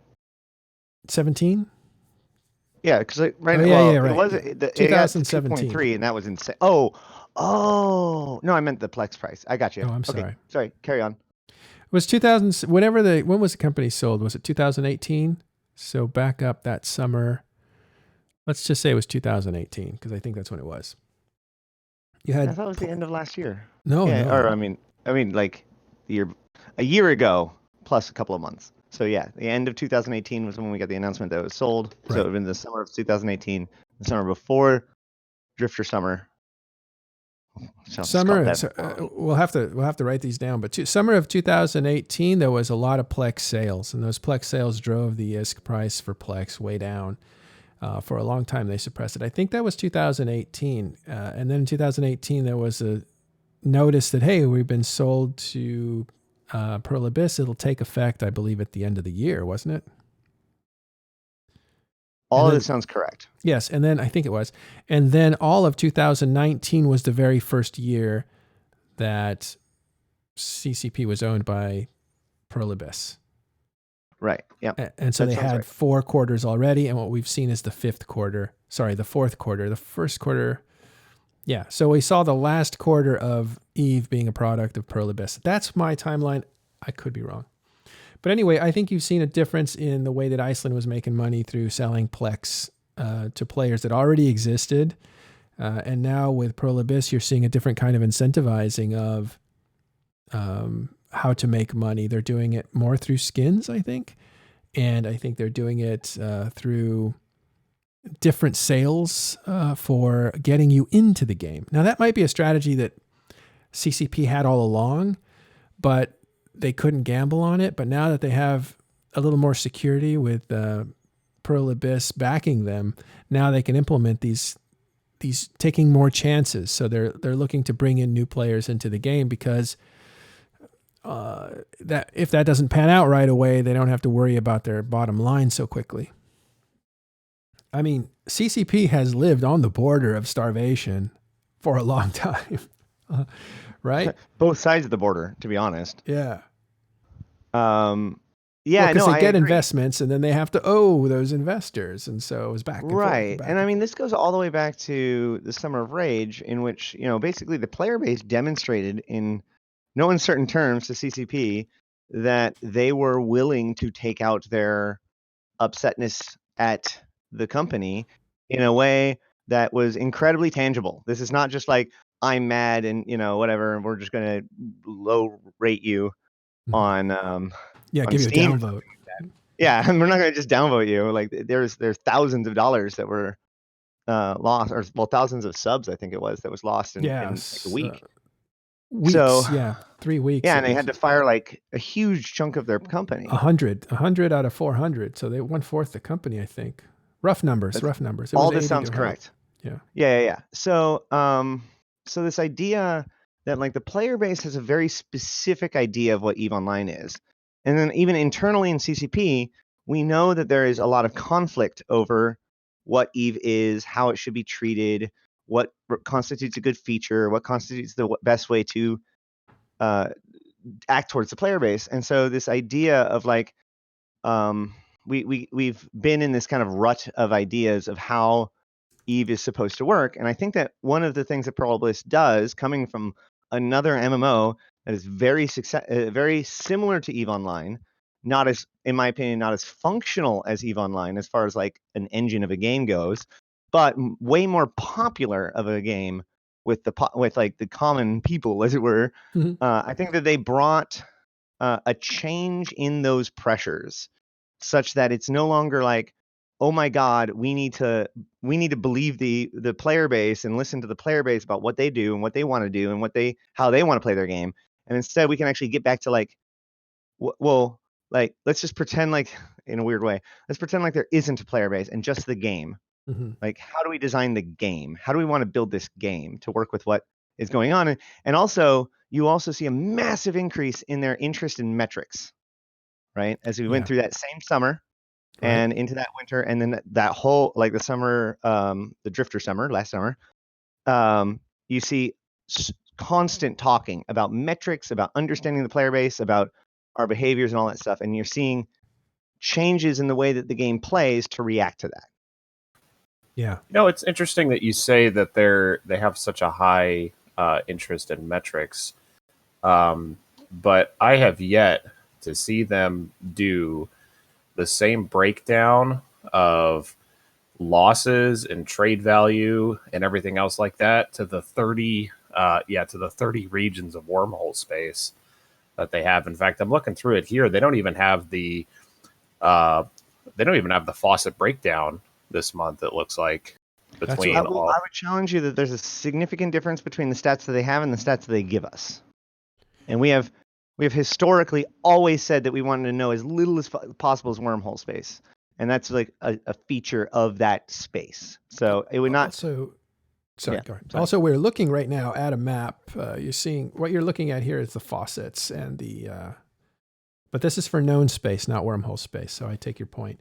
But actually, let's move on and actually talk about what we're looking at here in January for the the sinks and faucets. For those that don't understand the concept, Ash, I'll hand it to you. What's an ISK and a faucet? Me, not Lichgrave? Fine. I'm sorry, because you've explained it many times to me, but Lichgrave can probably do it. it's fine. So a faucet is when new things or ISK or whatever is generated basically out of nothing. So imagine there's a sink, right? And the sink pours water into the faucet. That water comes from elsewhere. So it isn't just moving around the water. It's brand new water being introduced. A sink takes water out of the system. So to kind of look at this from a couple examples, insurance, we like to think of this as a sink. As things die, death, in the game is a sink. But that's actually not true. It's a material sink, but it's not an ISK sink.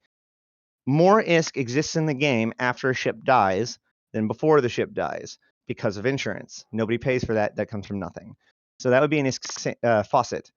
Whereas LP stores is actually an ISK sink. You're right. I'm going to stop you. Lichgrave, you explain it because you're too detailed. But I'll come back to you because I think you're. But he's right. He is right. But I need it like really simple for me. Faucets and sinks it's just that. It's entrances and exits. It is a faucet. Water falls into the sink. The sink takes it out. The sink, the hole at the end takes it out. And you have different... A sink is the wrong word for it, isn't it? It should be a drain. You're right. Yeah. It's a drain. It is a drain. Yeah. I agree. I 100% agree. So there's faucets and drains. And then there is a sink. The concept of the sink is interesting. The game is the sink. The game itself is the sink. Yeah. The faucets and the drains pull at different rates. Right. So the natural occurrence, if you turn on the faucet and you clog the drain so that there is nothing draining, you will fill up the sink and it will overflow. You have too much water in the basin, basically. Well, I'll put it like this. I'll put it like this. You have your kitchen sink, which is, maybe about, 40 inches by 20 inches or something. It's a respectable size. And then you have a faucet, which is maybe about an inch and a half in diameter, right? That falls in for you EU guys. I'm sorry, but then say you decide to take a fire hose, and then you want to put it down the drain of the sink. Yeah, no. All right. So that's that's pretty funny. So this is one of those examples. So you have varying sizes of quote unquote faucets or hoses or lines into the sink, and then you have various forms of drains in different sizes that the water goes out All right. into. Well, okay, so we get the idea, right? You have new money coming in. That's water coming from a faucet. It's being created. And then you have money draining out of the sink through a drain. And that's money leaving the game permanently that nobody else can touch. So what was interesting that Ash said to me was the water in the sink. It's not just moving around the sink, right? And that is what would be like, what would represent that sort of a thing? Would it be minerals harvested, created into something? It moving around the sink? Yeah, that's the- players giving It's other flow. players money, right? That's It's the flow. It's Yeah. velocity. That's It's market velocity, yeah. transactions. It's we talked about- velocity and the like. we talked about velocity as the speed of money moving hands. Yeah. Okay. And so that's the current, if you will, inside this theoretical sink. Got it. So you have new money entering, you have money moving around from players to players, and then you have money leaving the game. Yes. All right. So that's what that ISK and sink thing is. Yeah, the sinks and faucets completely separate. In your head, just completely remove them from the mineral system. Right. Now, why would we talk about it in these terms? It's so basic. Why is this important? And I think one of the reasons that people need to understand this in a more delicate way is that a lot of things that look like money leaving the game are really just things changing hands. So there's only a few sinks there's only a few faucets putting money in, and there's only a few drains taking money out. Most of the stuff that you do economically in EVE Online is moving stuff around, moving the water around inside the basin. Yeah, there's Right. Yeah. And that's why I was using those examples, is because often what is actually happening to the overall, quantity of ISK in the universe is not intuitive to the action that you're taking, because you're generating value for yourself, but you're actually sacrificing a small bit of global value in order to make that exchange through things like LP stores and whatnot. Yeah. So in the real world, money is assigned by the treasury to banks through loans. The banks distribute it out to companies. Companies use that to pay for, in EVE, we don't have that. So we have the sinks or the faucets and drains. Right. So what you can see here is, and this is blue is money coming into the game, original money, brand new money. And what you see in red is money leaving the game. And as you can see, the actual faucets that bring money in to create original wealth, there's only like 10 or 12 of those. And sinks that take money out of the game are really maybe like 35 or 40 different ways in which money can leave. And some of those ways would be like a jump clone installation fee or an industry job tax. So taxes and fees, when you pay those in the game, that's money being taken out of the game, out of circulation. Or to put it a different way, if a NPC pays you, it's a faucet. If you are paying an NPC, like not just another player, but paying the NPC, that would be a sink, because the NPCs function as the intake and outtake. So how do we consider mining in this sort of a situation? It's ISK neutral. It's not ISK. That's why I said that it's a resource sink, not an ISK sink. You have to divide those two up, right? So there's so much resources in the world. There's so much ISK in the world. And the relationship between those two is where inflation comes from, basically, right? I don't know. You lost me, but I'm going to be, Right. well, like, so if there's more stuff, but the same amount of ISK, then that stuff is worth less, or worth Go on. It's worth less. You're right. per unit. fun feel with like economics. I'm in college again, and it's test day, and I just woke up, and I'm still in my underwear. All right, so, but yeah, so like, the reason why this is all important is because it's difficult to see it, but if the faucets outweigh the sinks by significant enough of a margin for a significant enough of a time, that's where inflation comes from, right? Now there's more ISK for the same amount of stuff. Therefore, that stuff is more valuable, and vice versa. On the topic of inflation, for this month through January, the economy did inflate by 5 trillion. Just under 5 trillion. Yeah. Oh, okay. Oh, by the way, the total of the faucets, so money coming in, is, I can't even say this number, is 104.3196 trillion. Yes. I don't know how to oh, I see. So it's 104 trillion basically. Everything after the decimal is just, we'll just round it up or down. Billions. Okay. Yeah, so it's 104 trillion. You minus the sinks, which is 77, and you get your, which is the active disk, which I believe turns into the active ISK delta, which is the net effect of ISK coming into the game. Okay. And net, for those who don't understand, net just means that whatever is left over minus all the cost.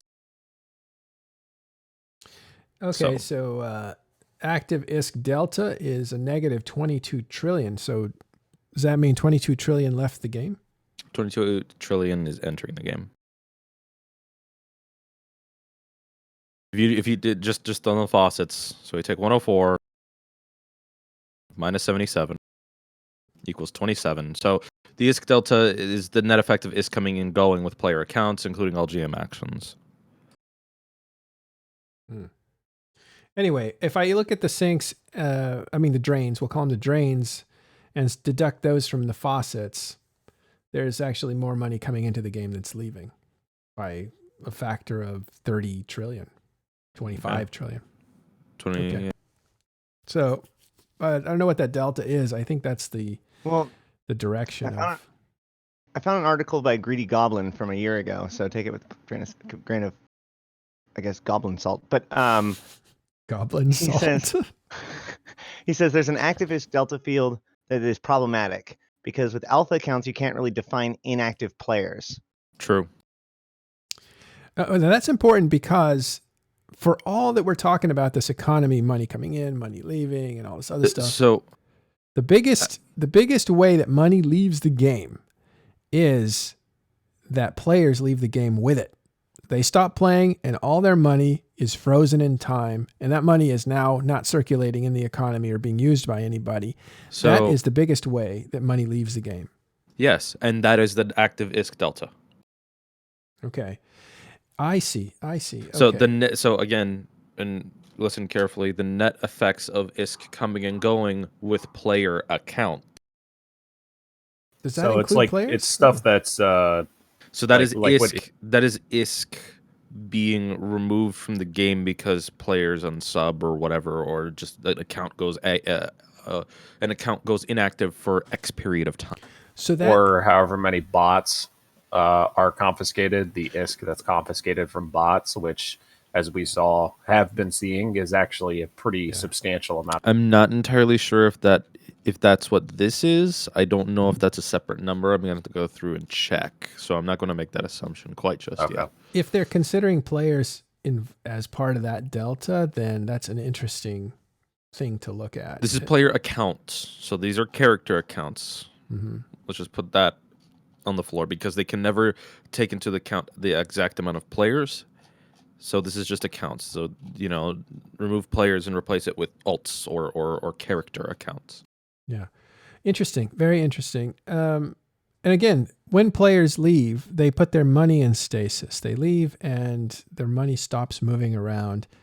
And if enough players leave or very wealthy players leave, then that number is a huge effect on the economy. One of the biggest blips you can see on the economy is when Sommerblink was busted and all their money was confiscated. And you could see that was a huge drop.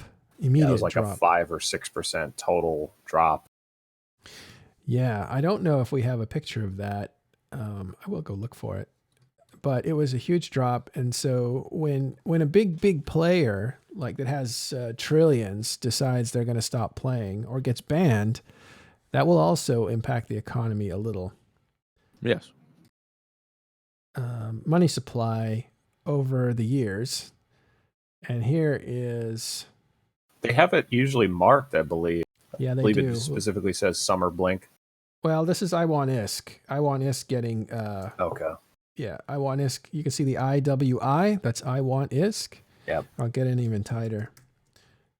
You can see that it's recorded in economic history when they took off. That it dumped that much money out of the economy. And clone alpha state active characters. This influx is returning players. You see that jump? That's a huge jump. Let's see what the scale is. 800 trillion to 1,000. So that's 200 trillion is. So this is about 100 trillion re-entering the game as alpha clones come into existence. Why? Because those dormant characters that were basically unsubbed, well, they became subbed, basically, as far as the game is concerned. So 100 trillion enters the game. Said it was, we have changed the way that we consider active players. Right. But for our example, they essentially go from sleeping to awake, even though their money's not moving around. So that money's now counted. That's 100 trillion re-entering the game. So what that tells you is there was 100 trillion in stasis of money. So again, well, couldn't they also? Couldn't the argument also be that since they did the whenever they changed the alpha state, I also know that they had a pretty huge campaign to get new characters in.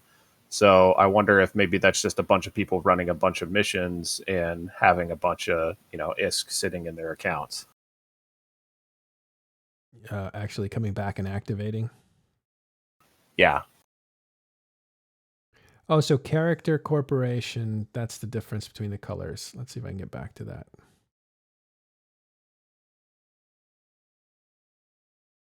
And purple. So you're looking at the total amount there. Yeah, that's the total. Yeah, that could be. I don't know. Maybe the criteria isn't all sleeping players, but just the ones that were moving around. But the point is, players coming and going and confiscations of money can affect this economic trend. That's a total in massive trillions there. Huge amounts of money. Okay. All right. We've played with economics a bit, but did we cover everything we wanted to cover?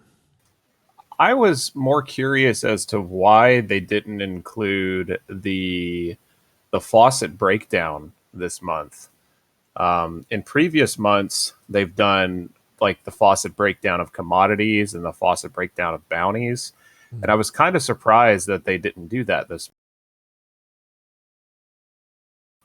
Did they give any specific reason why? Not that I'm aware of. Is it not in the report at all or not in these slides? It's usually like right underneath ISK at the sinks and faucet. And it has it breaks down like the commodities between like overseer and sleeper components and like some other stuff as well. Mm-hmm. And they do the bounty breakdown based upon security of space, I believe. Yeah, I don't know. I don't think that they've said anything about it, but I do remember that last economic report had a few errors in that particular sheet. Oh, maybe they're holding it off till they fix their Yeah, calculations. this happens. So this system is old. The CCP Larkin did not come up with this system. This was a previous CCP developer who no longer works with the company who created the program that generates these charts. And so if there's an issue with any of the programs, the individual who's responsible is no longer here. That makes sense. With the company. CCP Quant would be the person you're talking about. No, yes. I think these were around before him. He visualized it. I think he visualized. Well, he was explicitly hired to be able to visualize their data. So they tried at it beforehand, but a lot of this stuff was his baby. And CCP Larkin specifically said when Quant left that Quant handed over the economic report tools to him. That's how Larkin became the data guy. Okay, good. So he was very specific about him when he left. Correct. Yeah, Larkin said Larkin assured us that all of the things for the economic report had been handed over to him from Quant and that it was going to continue. I remember that. But the economic report was around before Quant yes. was. Like I said, they had, obviously they'd given us data in the past, but Quant was explicitly hired to be a data visualizer. So the nature of the reports, how it looks, and the tools that are used to generate that was mostly done, if not by his hand, under his watch. Yeah, but this MER doesn't look like his work to me. The stuff that looks like his work is the stuff presented at FanFests. I see what you're saying. Yeah. I have no argument at that point. Yeah. But I do know that he did maintain the tools for the economic report, and that Larkin said it was handed to him. Right. So the back end of the calculation back end of the data might have been enhanced by Quant, and that's the sensitive stuff. And if that is hiccuping and being wrong, which people like Riva have reported to them, your numbers are wrong here, then they may have shut that off. So that might be why you're not seeing it. Yeah, so I just posted. I mean, like we've seen a lot of new things being introduced to the game, and it's possible that that's where we saw a lot of the errors. You know, like there's a lot of stuff in Invasion, for example, including a totally different kind of commodity. And one of the errors that we found was that commodities were being there was mislabeling in the report on the commodities, for example. So right, I don't know. Yeah, there's new stuff being introduced. It's not going to be accounted for with old tools. You have to program that in. I feel it's important to note that the last minute of this conversation has been full tinfoil. None of this has anything besides speculation, I don't think. Well, what we're seeing this last chart is production versus destruction. What we like to see on this sort of a chart is a lot of destruction, because destruction means with things being removed from the game or destroyed and changed into other things, that you're going to create the needs for the next thing to be built. So you want to see destruction going. And what we're looking at is red is the stuff produced, and you want to see the stuff destroyed is in blue. You want to see that as high as possible. And also the stuff mined in yellow. Yeah, this is always at the top of the list. This is the one thing that people look at. And this is really good. Uh-huh. Sorry, what we're seeing, I think, is really good. You're seeing a drop in production, which is not bad because surpluses are so high. But what you're seeing is an uptick, pretty good uptick, actually, in January, which is traditional because, again, January is it's the most active part of EVE Online, I think. And you're seeing a drop in mining. So production down, mining down, but more destruction. That means people are actually out there fighting as opposed to too many things being built for too few people destroying things. So that's probably a good trend. If I may, sure. In February, it looks like they actually have data from February. It looks like that downtick is right about when the DDoSing was going on. So I don't know if maybe that's an error or what, because the uptick and the downtick, the downtick of produced and the uptick of destroyed looks like it coincides very closely with the DDoS thing. So I don't know if maybe I don't see a trend when it comes to the destruction. I do see a trend when it comes to the production. Yeah, what I would expect, the production has a cliff there. I don't think that's DDoS because production can just sit in there. It's baked. That is most likely the eviction of Ranger Regiment. Okay. Right. Potentially. I don't know. I don't know either. We'll have to see where that is, but it'll be interesting in the But with so many February structures report. going offline, right? Right, because you know what? The DDoS would really affect mining, and mining isn't affected that much. It just kind of shallows. DDoS would have impacted ISK velocity more than anything. But we don't have that here. This is just... Right, this is the month before. Yeah. Right. What we're looking at is the very end of this chart on the right-hand side. The last segment is February. This is, again, a report for January, but they left some February numbers in, so we'll take a look. Why not? And what we can see is there's a really nice incline to destruction, which can be a lot of the stuff that's being destroyed in the north. Yes, this is also true. Yeah, if you look at the mining has really gone down in February. So we expect to see the mining numbers kind of, the heat from those mining numbers come down. Remember, Delve is mining like crazy. So if you look at January, which is the next divot over, or the next segment over, there's a really steep incline, and then it plateaus about halfway through January, and then it comes back down in February. So it looks like maybe Delve is mining a bit less in February than they were in January. But this is what's interesting to me is you see this cliff here in production. It just tanks. That was July of last year. What was? That really steep triangle that you're looking at on screen. No, that's February 2020. Am I looking at the wrong thing? Yeah. Maybe let's make sure that you are seeing on screen the same thing I'm seeing. Let's hold on. Nope, I may not have the. Hold on a second. No, it wasn't. Yeah, you're looking. If you look at my screen, right here at the very end, this red line, there is a pretty big step down, and it's a cliff. Okay, so that's what we're focusing on. Okay, yeah. Yeah, but if you look at January, there's a huge step up, and it's about the same size as the step down. So something happened there. Some major order was produced in January and finished in February. I don't know what that is.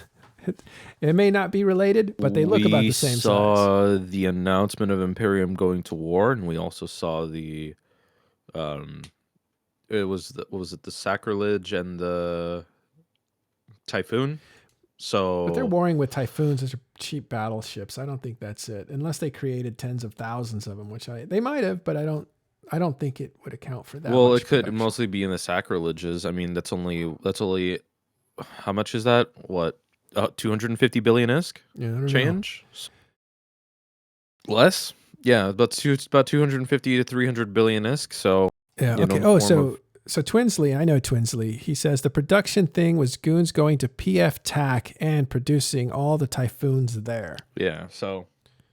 Okay. Yeah, I was just thinking, like, That's the a fact lot that of it typhoons. is cheap and just like the most dirt simplest thing to build. You know, you just, here's your blueprint, here's your minerals, slam it together, you now have a battleship. Like, yeah, I think that would make it easy to see a big spike. Whereas sacrileges you would see staged value changes as it goes through its stages of production, I would assume. If true, that makes sense because it was a typhoon fleet, which is easy to build, so you can build them wherever. You just need to bring all the minerals with you. But it was an experimental fleet, and I think they thought they were going to lose a lot of them, so they're going to overbuild on those for sure because they're just totally disposable. And they've been fighting with them for about a month, so that would account for that too. So yeah, I think that's probably a really good observation on what it is. Thanks, Twinsley. But if you look at that production has stopped. So they stopped building typhoons. Either they reached the number they wanted to, maybe they overproduced. But the fight in the north is really over. I mean, well, it is, and they didn't really use them as much as they, I think, intended to. There's only been a few fleets. They did whelp a few, so they destroyed a few of their own fleets. But probably expected a longer campaign. Yeah, probably didn't expect it to. Probably didn't expect everybody in every other region of nullsec to just jump into this frenzy. Starved for content. We saw. I mean, when it was declared, we saw just about everybody jumping in. Mm-hmm. So they probably expected the fight to be a lot longer. Confirmation from Arya that it was the doctrines were announced the week before, so that makes a lot of sense. You announce a doctrine, your builders start building it. Sometimes it's the other way around, but in the case of Imperium, they have multiple producers, so you just tell them all publicly. And so that all makes sense as far as a timeline. So we know what that big step up is, and then you can see the production, and then you see the big step down. So the production order, those have all stopped. That's really interesting to watch in February. So that's what that kind of stuff represents for you that are looking at the monthly economic report with us. If you're looking at this game, you can interpret some of the actions and their economic impact into the game. What's more is if you start to become a student of how this works, you can look at trends and start to predict where money will be entering and leaving the game, where a good place to invest is. And almost always you'll find out that whatever's been happening is true. Very few times you'll be able to look at this and say like, oh no, T3s, that's where it's at. That's where you should put all your money. Like there won't be a surprise in it. Because somebody's already said like, hey, there's a lot of money in T3s, you should get into it. So, but it does, there's some interesting things in here, some interesting mysteries. Well, what else did we miss anything with the MER that is something you guys wanted to talk about or point to? just look through real quick. Yeah. Again, we just got this an hour ago. We've been looking through it in front of you. This did confirm a lot of the stuff that we saw looking at other parts of the game all week long, and actually 2 weeks ago, that Oasa is NPCing, ratting like crazy, and they have surpassed Delve in doing that. But Delve has kept its mining lead, dwarfing everybody else except Oasa, or at least Oasa's like 50% the mining rate that's happening. What's going to be interesting for us is with mining changes announced and resource scarcity is to see how that affects Delve's mining. Because we know that a lot of minerals are being taken away from nullsec in general. So therefore Delve will be affected by those changes. Oasa is Frat HQ, right? Yeah. Yes. The other thing... Go ahead. other thing is, I just want to point this out because people think like Delve is not producing as much as they used to or anything like that. I think Delve has actually hit a saturation point where most of the players that wanted a Titan or a second Titan have actually already achieved it. It's not like... I also think there's a lot of increasing angst about building up your Titan collection, given how things have been going for the last, let's call it, since October. Well, there is going to be a super capital change, series of changes that's coming. I believe that's out there. I've heard of it. I don't know how confirmed that is.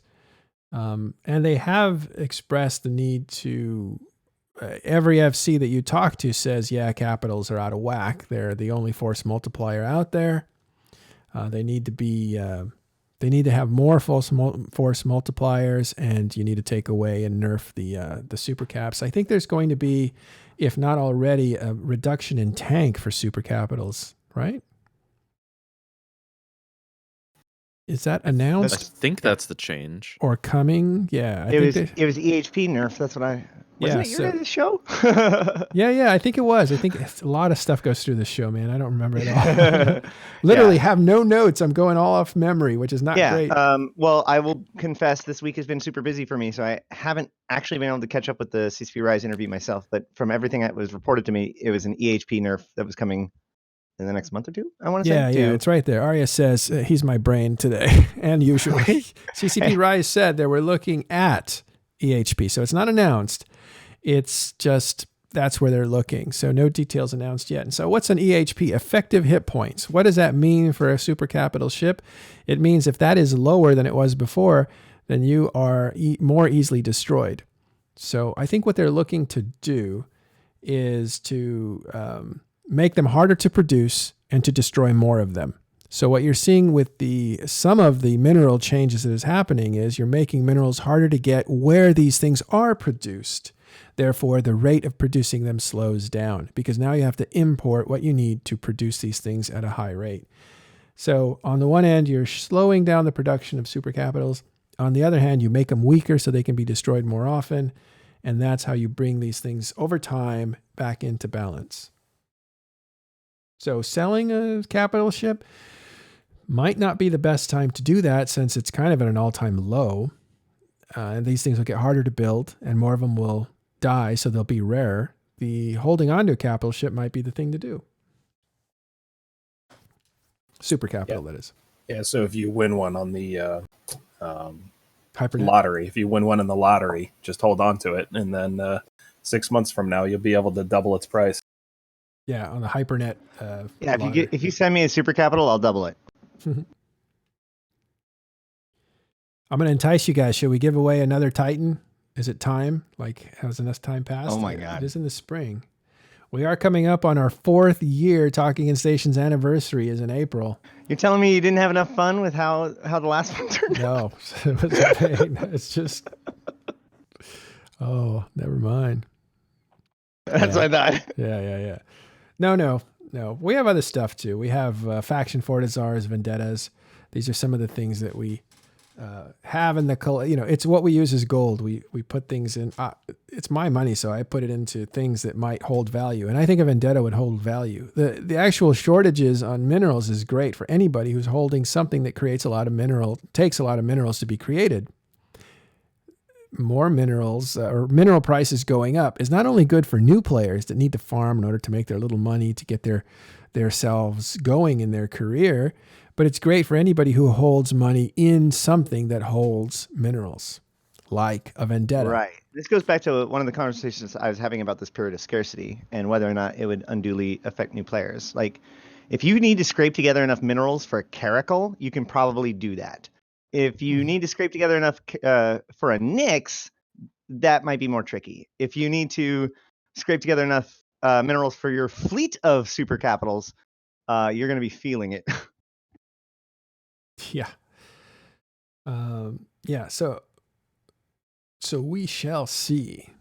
All right. So that's the monthly economic report. Quick analysis. We're going to do much deeper digging. Look for Noisy Gamer's blog. He does MER reports, and he does a great job of really getting into the numbers, creating his own data, and analyzing pretty well. I don't always agree with his conclusions, but I always respect his numbers. And lately, I think if you look at, you should just always read his blog, because if you look, you can see some of the light that he will shine on things that happened 6 months ago. And that's important because he's waited for all that information to come in to be able to process it, to be able to analyze it properly, as opposed to reacting to the numbers as they're coming out, much like we are today. But also in the summer, when people were talking about the health of the game, the economics of the game, they were not in the position to do that. So they were reacting very much to what information was in front of them, plus the agenda or the biases that they had against what was going on or for what was going on at the time. You can't do that. You got to wait till all the numbers come in, then look back, and then analyze it. And that's what Noisy Gamer just did with last summer. So you should check that out. Yeah, I mean, the dude's a really smart dude. And even if you don't agree with all of his conclusions, the reading through his process of coming to those conclusions could be valuable to anyone who wants to understand how he works. Mm-hmm. He's not the only one. There are a lot of economists out there, people that love this sort of gameplay. There are people who do it in real life as their profession, and people who always wanted to do it for their profession but couldn't do it. So what they do is they do it inside the game where the stakes are a lot lower. They won't lose their personal fortune and their house by betting on certain things. So people who want to play with the economy and economics, this is a great place to do it. It's a simulation. So there's a lot of good economists out there. Listen to them, but be careful, because again, you want to look at their methods and how they do things. And certain people are more thorough than others. So, for instance, Z-Master will tell you that you don't always want to listen to Matt or all my advice, because some of the things that I say look like they're good to go end up not being. However, I will say, over time, I've done a pretty good job, because I am wealthier as a player character today than I was 5 years ago, and it's always been that kind of a trend. This suddenly got really personal. Do we need to lay down? No, I don't know why. I don't know why I fell there. But I did do. You know why it's on my mind? Because I did one of those. What's that thing that calculates your total wealth?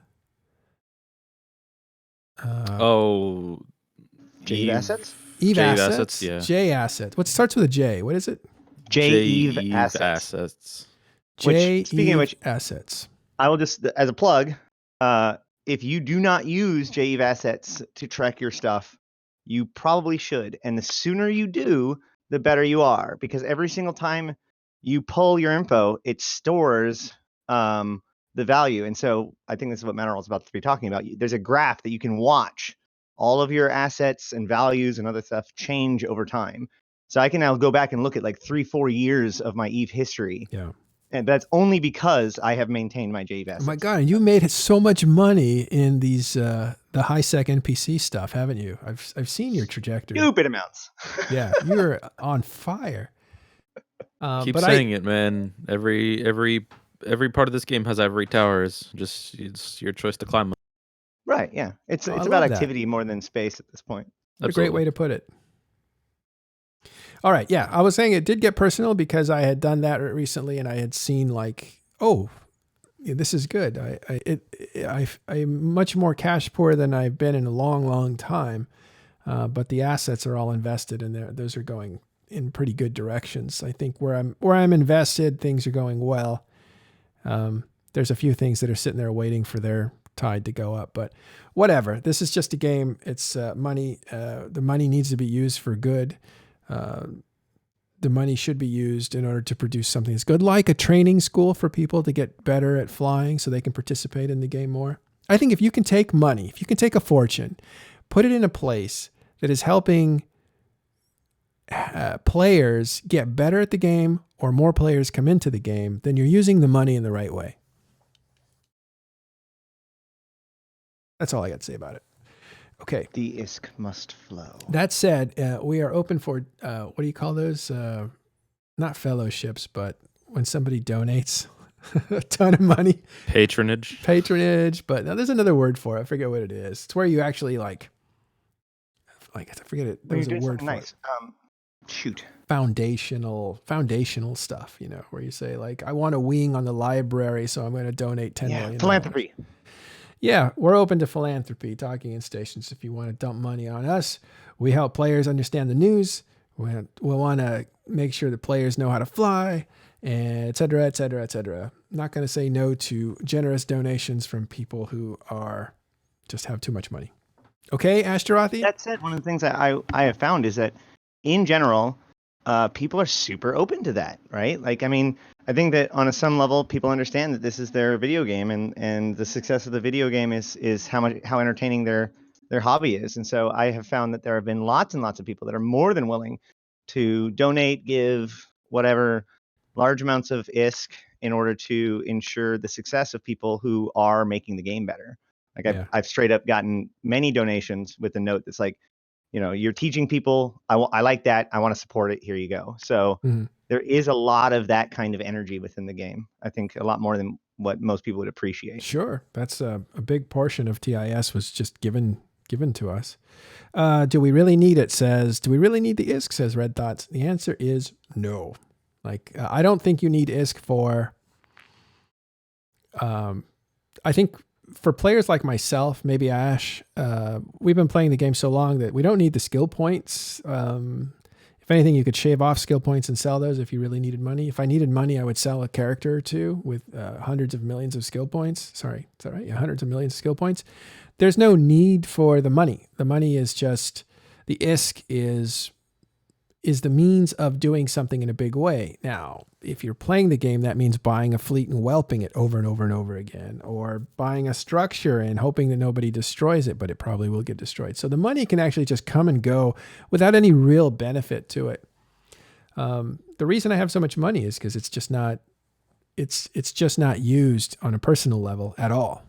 It's not used on a personal level at all, but it can be used for the purposes of putting together a flight school, incentivizing people to do things. So you can trade the actual ISK for labor, for hours, and that sort of stuff. This is what the Imperium does. They pay their writers $500 million for every article that they write, whether it's a good article or a bad article. It's still $500 million. There is no differentiating. Whether it has 200 words or 20,000 words, it's still $500 million. But that's how they do it.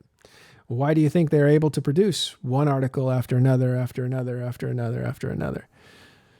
I won't lie. I mean, like, for probably about 4 or 5 years, I played this game, or I paid for my game through writing articles. So probably if that sort of thing didn't exist, I would have dropped out of the game a while ago because I wouldn't have been able to afford my account otherwise. Yeah. 500 million for an article is tough. Articles are tough to write, but 500 million isn't even, to some players, isn't even a lot anymore, is it? It is to new players. My God, that's a lot. That'll get you at least one fleet ship. For the record, 500 million is double what I was paid when I was writing. Yeah. Like in Going the rate Crossing was... Zebras and the Matani.com days. It was 250 was the going rate. Yeah. If Talking Stations were, or if this morning show were like, if I was paying somebody else to do it and I was paying them 100 million or 500 million, like, I would go broke within a year. It's just, we just put out so much stuff, so prolific. But anyway. Right. Well, so 2 things about that. One, this was the era of the gambling websites. So places like EveBet was financing places like Crossing Zebras to an incredible amount when it came to paying the writers and whatnot. But also, just to make sure that we understand perspective of things, because I just said it doubled, the price of Plex has also pretty much doubled. In fact, when I first joined the Matani.com, so this was like the beginning of the Matani.com, so way in the beginning of this era of like people being paid to write articles, the actual rule was we wrote at least 4 articles a month, and if we did, that got us our monthly Plex. And at that time, Plex was about $1 billion ISK. And so then it went on to say, well, if you keep writing past 4, then you'll get an extra 250 per article. And so that's where that 250 number came from. Yeah.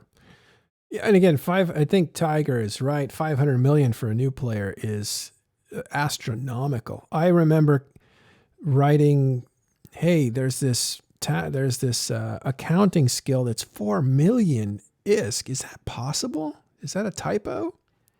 And somebody wrote back very kindly, yes, that is true. It's 4 million. And there are other skills that are even more than that.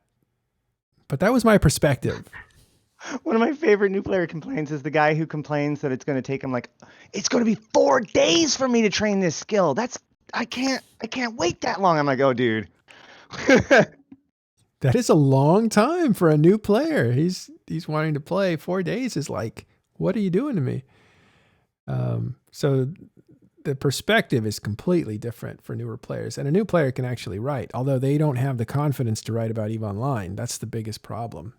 It's not that people aren't good at writing. It's the confidence that they have to talk meaningfully about EVE Online is very difficult. That's the biggest hurdle that writers have to cross. All right. That's the end of our MER show. It's the end of today's show. Wow. We went late today. I just love talking to you guys. So it's going to continue in the public channel. Join us on Discord. And we will see you. It's Friday, by the way. So this is we're not going to be on tomorrow, but Sunday, look for the Sunday show. We're going to get you updated on some of the war situations and stuff like that. And I have an announcement to make today. And this is for all you people that lasted this long. A week from this Sunday, we will be interviewing CCP Muppet Hunter. Hopefully. It's pretty much there, not 100% confirmed. And this is terrific because he is the guy running all the development teams, and he is such an interesting guy. It's totally going to be a great interview. So check that out. But this week, we're going to talk to some people from maybe Ranger Regiment and get the story on their big move. Looks like, I think, Dead Coalition is finally dead as a coalition. We shall see.